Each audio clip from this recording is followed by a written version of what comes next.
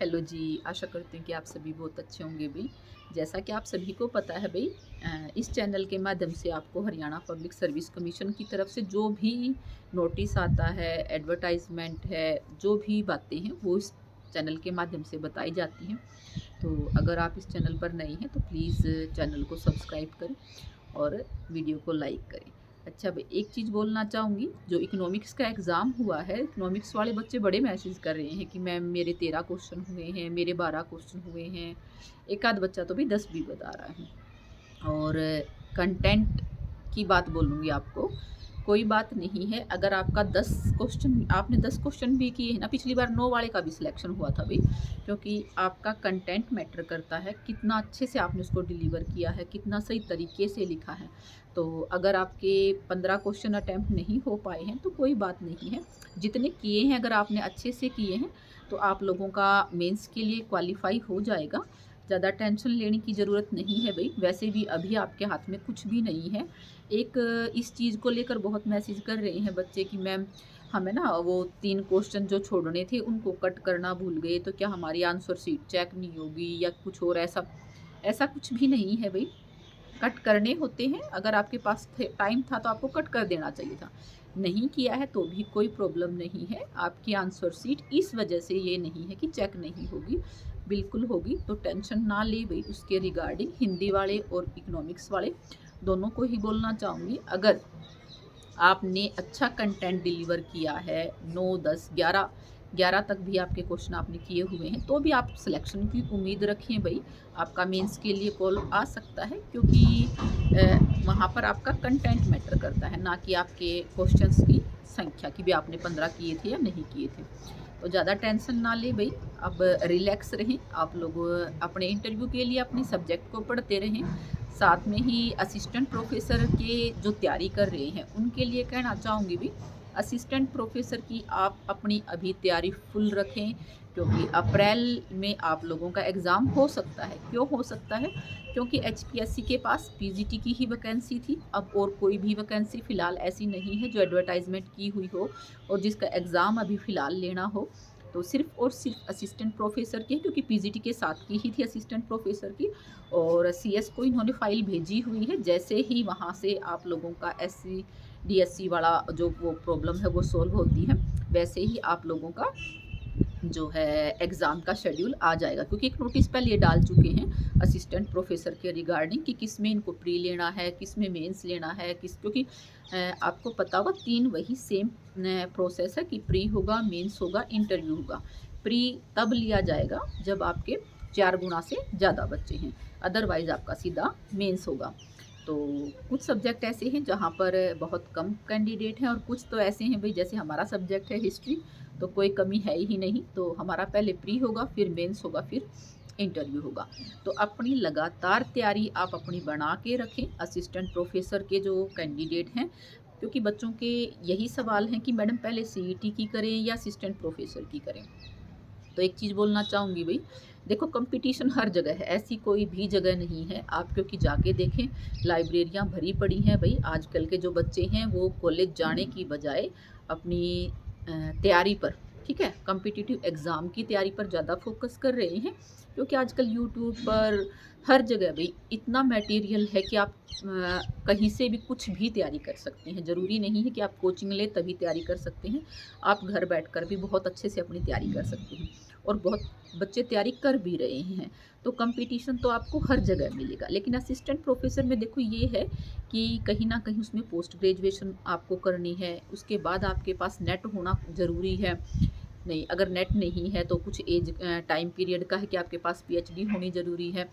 तो ये मान के चलें एक छँटनी वहाँ पर हो रही है। मान लिया उसमें अदर स्टेट के बच्चे भी फाइट कर रहे हैं, लेकिन उसमें फिर भी सीईटी की बजाय कम कंपटीशन आपको देखने में मिलेगा, क्योंकि वहाँ पर नेट में आपका हज़ारों में बात है और सीईटी में आपकी लाखों में बात है।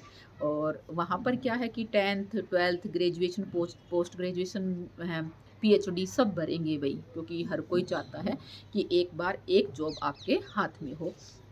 तो वहाँ पे सब भरेंगे। यहाँ पर ये है कि भई आपका एक थोड़ा लिमिट है। तो मैं तो यही बोलूँगी कि असिस्टेंट प्रोफेसर की तैयारी करें, और अगर आप सीईटी में कहीं लग भी जाते हैं तो आपको दोबारा से भाई थोड़े ही दिन ये संतुष्टि रहेगी कि ठीक है हमें जॉब मिल गई, लेकिन थोड़े ही दिन के बाद आप दोबारा से फिर उसी जंजाल में फंस जाओगे, हाय तैयारी करनी, हाय पेपर देने, हाय। तो जब आप सेम टाइम पर आपको तैयारी करनी है तो असिस्टेंट प्रोफेसर की तैयारी करें, लगातार अपनी तैयारी करते रहें, अपने सिलेबस को निकालें, देखें भाई किस में क्या दिया हुआ है, कितना आपको डीपली पढ़ना है, कैसे करना है। तो वो सारी चीज़ें अपने सिलेबस को, चाहे वो कोई भी सब्जेक्ट है, अपने सिलेबस को अच्छे से आपको रीड करना है और सिलेबस के अकॉर्डिंग ही आपको अपनी तैयारी करनी है। उसके लिए ज़्यादातर खास चीज़ बताती हूँ आपको, जब आप असिस्टेंट प्रोफेसर की एचपीएससी वाली तैयारी कर रहे हैं तो आप नेट के सारे प्रीवियस ईयर पेपर लगाएं। इसके साथ साथ जो राजस्थान के द्वारा आपके पेपर लिए जाते हैं पीजीटी के और असिस्टेंट प्रोफेसर के, उनको भी आप लगाएं। जहाँ भी आपके आसपास में, जिस भी स्टेट में, यूपी में, एमपी में, राजस्थान में असिस्टेंट प्रोफेसर के लिए जो वैकेंसी आती हैं और उनके जो एग्ज़ाम लिए जाते हैं, प्लीज़ उनको ज़रूर लगाएं। क्योंकि प्री में क्या होता है, मोस्टली क्वेश्चन रिपीटेड होते हैं जो कहीं ना कहीं किसी ना किसी एग्ज़ाम में पूछे गए होते हैं। तो ज़्यादा से ज़्यादा क्वेश्चन लगाएं भाई प्री के लिए। और मेंस की तैयारी ये है कि आपने पहले से जो पीजीटी के लिए नोट्स बनाए हुए हैं, जो ऐड हुए हैं टॉपिक, उनको आप अपने खुद के नोट्स साथ की साथ अभी जब आप प्री की तैयारी कर रहे हैं बढ़ाते रहें भी, साथ की साथ बना लें और अच्छे से अपनी तैयारी करें। तो पहले असिस्टेंट प्रोफेसर की तैयारी करें। और सीईटी के लिए भी काफ़ी सारे बच्चे पूछते हैं मैडम सीईटी के लिए जीके कहाँ से करें, तो गौरव सर की वीडियो है भाई, आप एक्सप्रेस सीरीज़ बाय गौरव सर, साथ फिर अभी एक्सप्रेस उनकी बिल्कुल लेटेस्ट है, नई उन्होंने डाली है, तो वो कर लें। उसमें यूनेस्को साइट्स हैं, संविधान के भाग हैं, ओलंपिक है, क्योंकि बहुत चीज़ें हैं ना, वो क्या करते हैं कि करंट को स्टैटिक के साथ जोड़कर पढ़ाते हैं, तो चीज़ें बहुत जल्दी याद हो जाती हैं।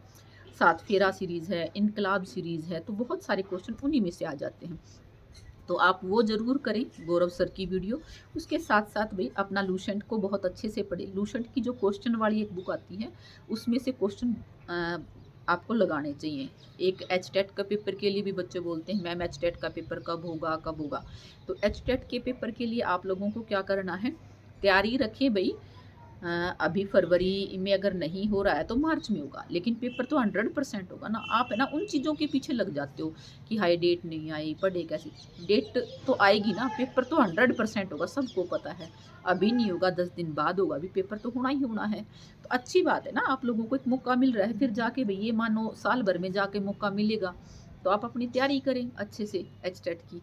और निशा शर्मा मैडम की साइकोलॉजी की वीडियो है भाई, वो 5 साल पुरानी एक वीडियो है, 7 घंटे की एक है, 3 घंटे की एक वीडियो है, टोटल 10 घंटे की वीडियो है साइकोलॉजी के। आप ये मान के चले भाई अगर 30 क्वेश्चन आते हैं ना, तो 25 मैडम की उन पुरानी 2 वीडियो से ही आते हैं हमेशा। उनको कॉपी पे लिखें, अच्छे से अपनी तैयारी करें। साइकोलॉजी के लिए बता रही हूँ। हरियाणा जीके के लिए आप करंट अफेयर्स के 2-3 क्वेश्चन आते हैं तो संदीप दयाल की वीडियो करें।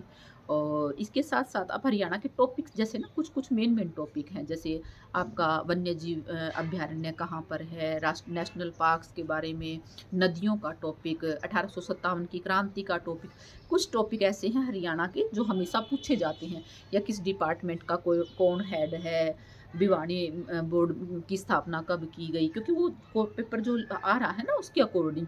तो इस तरीके के आपको अपनी तैयारी रखनी है। जो एक पहले हरियंत की बुक आती थी भी, दामन वाली, उसके ऊपर लुगाई छप रही थी, तो वो वाली जो है ना बुक, वो आप बहुत अच्छे से कर लें। हरियाणा जीके आपकी बिल्कुल स्ट्रॉन्ग हो जाएगी एक बार उस बुक को करने के बाद।